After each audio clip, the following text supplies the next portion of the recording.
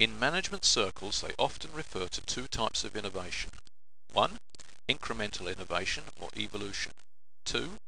Fundamental, radical or disruptive innovation. The marine transport industry is very good at accepting incremental innovation. Centuries of progress in small steps have resulted in the vessels we have today. Each type of vessel is like a species which can be traced through a Darwinian evolutionary process that mirrors nature.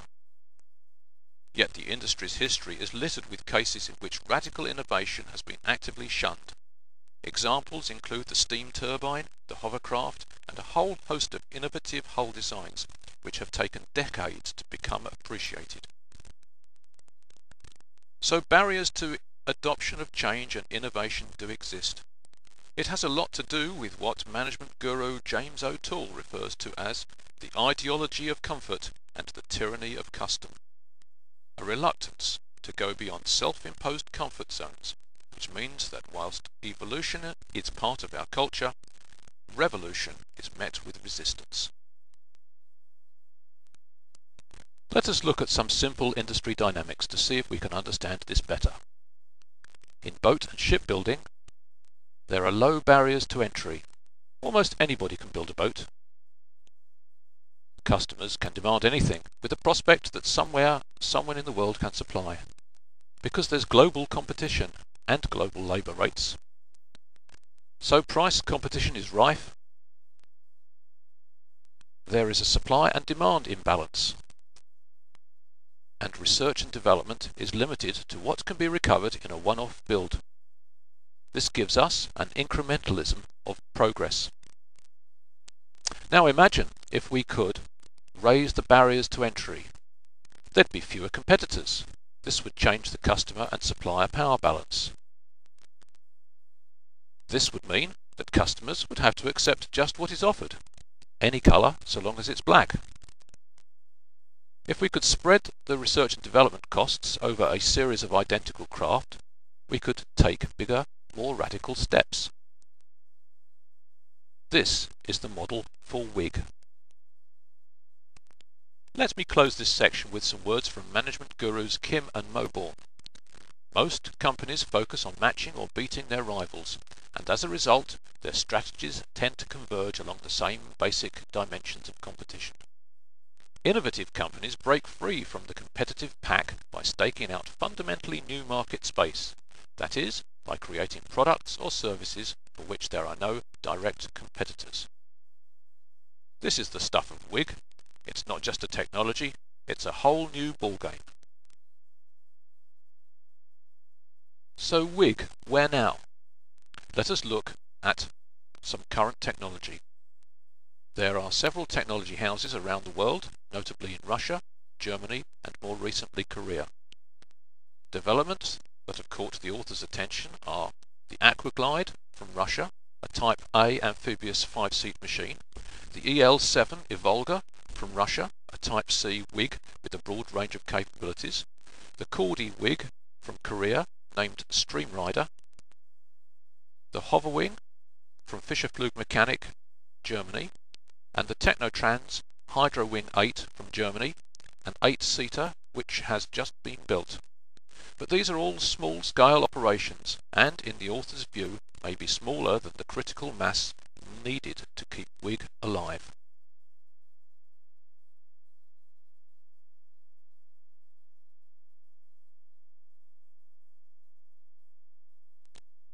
Let's have a look at some of these craft in action.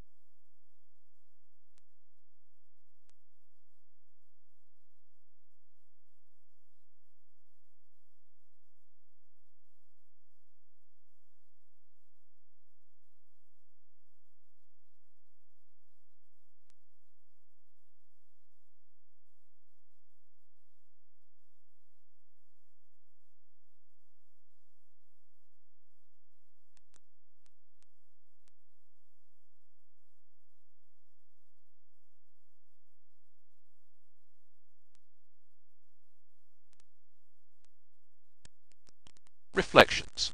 This is where I talk about the problems of commercialization. Let us think. What is the best way to start a major business venture? 1. Try to start from a small shed in a backyard. 2. Plagiarize the work of others. 3. Try to find experts for free advice, but do the project yourself with non-expert resources. 4. Identify and employ leading people and back them with a structured investment plan and serious money. Well, routes 1 to 3 are typical of the attempts in WIG so far, while it astonishes me that the real experts in this field are so poorly supported.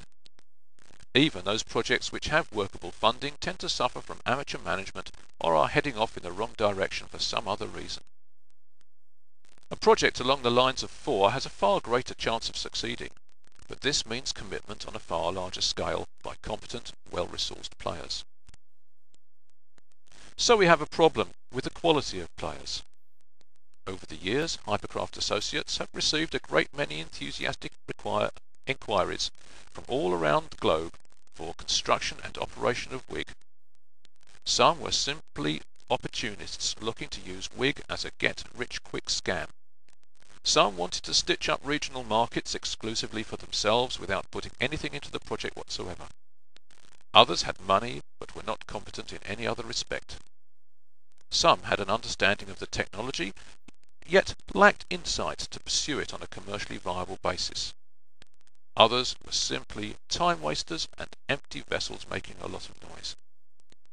Very few have come with sufficient money to fund the initial production investment, with sensible management and a professional appreciation of the task ahead. One of the greatest issues is the tendencies for parties to underestimate the difficulty of getting the technology off the shelf and into series production. But also there is a huge weight of apathy and skepticism in related industries on which WIG must depend: the suppliers, subcontractors, classification societies, marine agencies, governments, military and the like.